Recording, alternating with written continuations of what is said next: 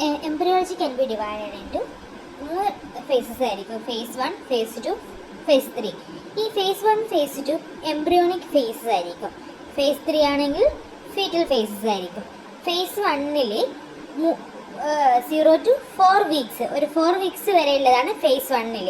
അതിനുള്ളിൽ നടക്കുന്നതാണ് cellular proliferation നടക്കുന്നുണ്ട്. അതിൻ്റെ മൈഗ്രേഷൻ ഒക്യൂസ്. സെല്ലുലാർ പ്രൊലിഫറേഷനും മൈഗ്രേഷനുമാണ് ഫേസ് 1-ൽ 0 to 4 വീക്സ് വരെ. ഫേസ് 2-ലാണെങ്കിൽ 5 to 8 വീക്സിലായിരിക്കും. അവിടെയാണ് മോർഫോജനസിസ് ആൻഡ് വാരിയബിൾ ആയിട്ടുള്ള അത് ഫേസ് 2-ൽ മോർഫോജനസിസ് ആയിരിക്കും. അതിന് 5 മുതൽ 8 വീക്സ് വരെയുള്ളതായിരിക്കും മോർഫോജനസിസ് ആയിരിക്കും.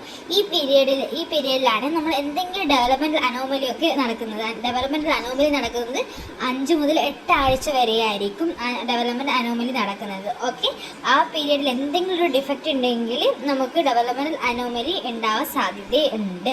ഓക്കെ, ഫേസ് 3 എന്ന് പറഞ്ഞാൽ 8 ആഴ്ച മുതൽ ജനിക്കുന്നത് വരെയുള്ള ആ ഫേസസിലാണ് ഗ്രോത്ത് ആൻഡ് മെച്ചുറേഷൻ നടക്കുന്നത്.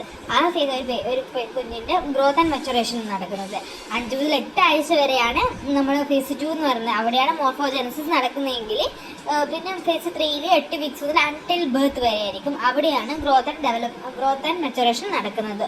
ഓക്കെ, ഫേസ് 2-ലാണ് ഡെവലപ്മെൻറ്റ് അനോമലി ഉണ്ടാവാനുള്ള കൂടുതലായിട്ടുള്ള സാധ്യത ഉണ്ടാകുന്നത്. നമുക്ക് ഫേസ് 1 നമ്മൾ ഡെവലപ്മെൻറ്റ് അനോമലി കൂടുതലായിട്ട് സാധ്യതയുള്ളത്. ഓക്കെ, ഈ ഫേസ് 1 and 2-നെ എംബ്രിയോണിക് ഫേസ് എന്നും ഫേസ് 3-നെ ഫീറ്റൽ ഫേസ് എന്നും വിളിക്കുന്നു. Foetal phase, phase 3. ഓക്കെ, എന്താണ് എംബ്രിയോളജി? എംബ്രിയോളജി എന്ന് പറഞ്ഞാൽ നമ്മൾ ഒരു ഇൻഡിവിജ്വലിൻ്റെ, അതായത് അവർ ബർത്ത് ചെയ്യുന്നതിനേക്കാൾ മുമ്പിട്ട്, അത് ജനിക്കുന്നതിനേക്കാൾ മുമ്പിട്ട് ഇൻഡിവിജ്വലിൽ ഉണ്ടായിരിക്കുന്ന ഡെവലപ്മെൻറ്റ് ആൻഡ് ഗ്രോത്ത്, അതാണ് എംബ്രിയോളജി. അതിനെക്കുറിച്ച് പഠിക്കുന്ന സ്റ്റഡിയാണ് എംബ്രിയോളജി. എംബ്രിയോളജി എന്ന് പറയുന്നത് is a science that deals with development and growth of individual before birth. ബർത്തിന് മുമ്പ് ഒരു ഇൻഡിവിജ്വലിൻ്റെ ഡെവലപ്മെൻറ്റ് ഗ്രോത്ത് വിളിക്കുന്നതാണ് എംബ്രിയോളജി എന്ന് പറയുന്നത്. ഓക്കെ, ഇത് ബിഗിൻ ചെയ്യുന്നത് fertilisation the oocyte by sperm. ഒരു ഓവർ ഫെർട്ടിലൈസേഷൻ ചെയ്ത ശേഷമാണ് ഫസ്റ്റ് സ്റ്റാർട്ട് ചെയ്യുന്നത്. ഇതെങ്ങനെയാണ് അവസാനിക്കുന്നത് പറഞ്ഞാൽ culminate with birth of baby പുറത്ത് വരുന്നത് വരെയുള്ള സ്റ്റേജ്. അത് നമുക്ക് രണ്ടായി ഡിവൈഡ് ചെയ്യാൻ പറ്റും. ഒന്ന് prenatal development and postnatal development. Prenatal എന്ന് പറഞ്ഞാൽ ഫെർട്ടിലൈസേഷൻ മുതൽ ഒരു period of the development from fertilisation to birth.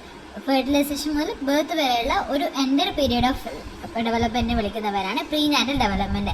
Post natal development എന്ന് പറഞ്ഞാൽ development of the individual after the birth. കുട്ടി ജനിച്ചതിന് ശേഷമുള്ള ഡെവലപ്മെൻറ്റ് വിളിക്കുന്നതാണ് പോസ്റ്റ് നാറ്റൽ ഡെവലപ്മെൻറ്റ്. അതിനെ വിളിക്കുന്നവരാണ് പോസ്റ്റ് നാറ്റൽ ഡെവലപ്മെൻറ്റ്.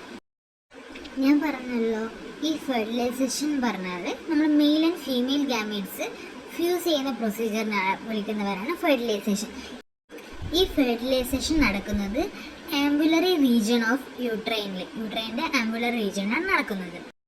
ഇത് ഓവത്തിൻ്റെ ഒരു സ്ട്രക്ചറാണ്. ഓവത്തിന് ചുറ്റും ഒരു ന്യൂക്ലിയസ് ഉണ്ടാവും, അതിന് ചുറ്റും ഒരു സൈറ്റോപ്ലാസ്മം ഉണ്ടാവും.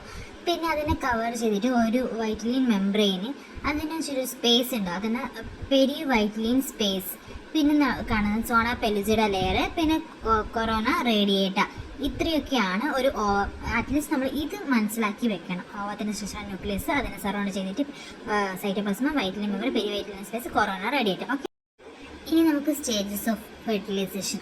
ഫസ്റ്റത്തെ സ്റ്റേജസ് ആണ് penetration of the corona radiata, പിന്നെ penetration of the zona pellucida, പിന്നെ penetration of the vitelline membrane. ഈ 3 ലെയറിൽ പെൻട്രേഷൻ ചെയ്യണം. അതിനുള്ള സ്റ്റേജസ് ആണത്. പിന്നെ അതായത് formation of the female pronucleus and formation of the male pronucleus, then formation of the zygote. ഈ 6 സ്റ്റേജസ് ആണ് ഉള്ളത്. ഓക്കെ, ഫസ്റ്റ് നമുക്ക് പിക്ചറിൽ കാണുന്നത് പോലെ ഈ സ്പെർം കോണ്ടാക്ട് വിത്ത് എഗ്ഗുമായിട്ട് കോണ്ടാക്ട് ചെയ്യുന്നുണ്ട്. നമുക്കറിയാം സ്പെർമിന് തൊട്ട് മേലെ അക്രോസോംസ് ഉണ്ട്. അതിനകത്ത് ഹൈഡ്രോലിറ്റിക് എൻസൈംസ് ആണ് ഉണ്ടാകുന്നത്. ഈ അക്രോസോംസ് first react with സോണ pellucida layer, പിന്നെ അത് അക്രോസോം റിയാക്ട് വിത്ത് പിന്നെ പെരി വൈറ്റ്ലിൻ സ്പേസ്, പിന്നീട് plasma membrane of the sperm and egg fuse ചെയ്യുന്നുണ്ട്. പിന്നെ sperm nucleus enter the egg. ഈ ഫെർട്ടിലൈസേഷന് ശേഷം ഈ 2 സെല്ല് ഒരു സീരീസ് ഓഫ് ഡിവിഷൻ അണ്ടർഗോ ചെയ്യുന്നുണ്ട്. അതിനെ വിളിക്കുന്നവരാണ് ക്ലീവേജ് എന്ന് പറഞ്ഞിട്ട്. ക്ലീവേജ് എന്നാൽ 2 cell stage undergo series of division. ഈ സീരീസ് ഓഫ് ഡിവിഷൻ വിളിക്കുന്നതാണ് ക്ലീവേജ്. ഓരോ ക്ലീവേജിന് ശേഷം അതായത് സക്സസീവ് ഡിവിഷനെ വിളിക്കുന്നവരാണ്, ഒരു സീരീസ് ഓഫ് ഡിവിഷനെ വിളിക്കുന്നവരാണ് ക്ലീവേജ് എന്ന് പറഞ്ഞാൽ. ഈ ക്ലീവേജിലുള്ളത് ഓരോ സെൽസും പിന്നെ number of the cells increase ചെയ്യുന്നുണ്ട്. ഈ number of the cells increase ചെയ്യുന്ന അതിനോടൊപ്പം അതിൻ്റെ സൈസും സ്മോളർ ആവുന്നുണ്ട്. ഈ സൈസ് സ്മോളർ അങ്ങനെ ഈ സെൽസിനെ വിളിക്കുന്ന പേരാണ് ബ്ലാസ്റ്റോമിയസ് എന്ന് വിളിക്കുന്നുണ്ട്. ഓരോ സക്സസീവ് ഡിവിഷൻ ചെയ്യുന്നതിന് ശേഷം സെല്ലിൻ്റെ സൈസ് ചെറുതായിക്കൊണ്ടിരിക്കുന്നു. ഓക്കെ, അതായത് ഇതിന് ഈ സൈഗോട്ടിനെ ഈ സറൗണ്ട് ചെയ്ത് ഒരു ആയിട്ടുള്ള സോണ പെൽസിഡ ലെയർ ഉണ്ട്. ഓക്കെ, ഈ സൈഗോട്ടിന് ക്ലീവേജിന് ശേഷം ഉണ്ടായ സൈഗോട്ടിനെ സറൗണ്ട് ചെയ്തിട്ട് സോണ പെൽസിഡ. ഈ ക്ലീവേജിന് ശേഷം ഒരു സെൽസ് ഇങ്ങനെ ക്ലീവേജ് സെൽസ് ഉണ്ടാവില്ലേ, ഈ സെൽസ് 16 സെൽസ് ഉണ്ടാവുന്ന. ഈ 16 സെൽസിന് ഒരു മൾബറി അപ്പിയറൻസ് ആയിരിക്കും ഉണ്ടാവുക. ഒരു mulberry like now look like mulberry ആയിരിക്കും. അതിനെ വിളിക്കുന്നവരാണ് മുറുല എന്ന് വിളിക്കുന്നത്. ഇതിനെയും സ്റ്റിൽ സറൗണ്ട് ചെയ്ത് ഒരു സോണ പെൽസിഡ ലെയർ സറൗണ്ട് ചെയ്തിട്ടുണ്ടാവും. അതായത് ഈ ക്ലീവേജിന് ശേഷം ഒരു 16 സെൽ സ്റ്റേജസ് ഉണ്ടാവും. ഈ 16 സ്റ്റേജസ് വിളിക്കുന്നവരാണ് മുറുല എന്ന് വിളിക്കുന്നത്. ഈ മുറുലനെ സ്റ്റിൽ സറൗണ്ട് ചെയ്തിരിക്കുന്നത് സോണ പെൽസിഡ ലെയർ ആയിരിക്കും. ഓക്കെ, ഈ മുറുല എന്ന് പറഞ്ഞാൽ പിന്നെ ഈ യൂട്രൈൻ ക്യാവിറ്റിയിൽ എൻ്റർ ചെയ്യുന്നുണ്ട്. എത്ര ദിവസത്തിന് ശേഷം? 4 ദിവസത്തിന് ശേഷം യൂട്രൈൻ ക്യാവിറ്റിയിലോട്ട് എത്തുന്നു. അതായത് ഈ മുറുല എവിടെ എത്തി? ഈ യൂട്രൈൻ ക്യാവിറ്റിയിൽ എത്തി. ഈ യൂട്രൈൻ ക്യാവിറ്റിയിലുള്ള എൻഡോമെട്രിയൽ ഫ്ലൂയിഡ് ഈ മുറുലയുടെ ഇൻട്രസെല്ലുലർ സ്പേസിലോട്ട് കയറുന്നു. അപ്പോൾ ഈ ഗ്രാജുവലി ഈ ഇൻട്രസ്പെസുലർ സ്പേസ് ഈ കൊളാഷ് ചെയ്തിട്ട് ഒരു സിംഗിൾ ലാർജ് ക്യാവിറ്റിയായി മാറുന്നു. അതിനെ വിളിക്കുന്നവരാണ് ബ്ലാസ്റ്റോസിസ്റ്റിക് ക്യാവിറ്റി. എന്ത് ക്യാവിറ്റിയാണ്? ബ്ലാസ്റ്റോസിസ്റ്റിക് ക്യാവിറ്റി. ഈ സ്റ്റേജസിനെ വിളിക്കുന്നവരാണ് ബ്ലാസ്റ്റോസിസ്റ്റ്. നമുക്ക് നേരത്തെ പഠിച്ച ബ്ലാസ്റ്റോമിയർ എന്ന് വിളിക്കുന്നു. ഈ ബ്ലാസ്റ്റോമിയർ 16 സെല്ലിനെ വിളിക്കുന്ന മുറുല എന്ന് വിളിക്കുന്നു. ഈ മുറുല പിന്നീട് 4 ഡേയ്സിന് ശേഷം നമ്മൾ യൂട്രൈൻ ക്യാവിറ്റിയിലെത്തി. യൂട്രൈൻ ക്യാവിറ്റിയിൽ നിന്ന് എൻഡോമെട്രിയൽ ഫ്ലൂയിഡ് ഈ ഇൻട്രസെല്ലുലർ സ്പേസിലോട്ട് വന്നു. ഈ ഇൻട്രസെല്ലുലർ സ്പേസിലോട്ട് വന്നിട്ട് ആ സ്പേസ് അതൊരു ലാർജ് കൊളാഷസ് ചെയ്തിട്ട് സിംഗിൾ ലാർജ് ക്യാവിറ്റി ആകുന്നു. അതിനെ വിളിക്കുന്ന ബ്ലാസ്റ്റോസിസ്റ്റിക് ക്യാവിറ്റി എന്ന് വിളിക്കുന്നു.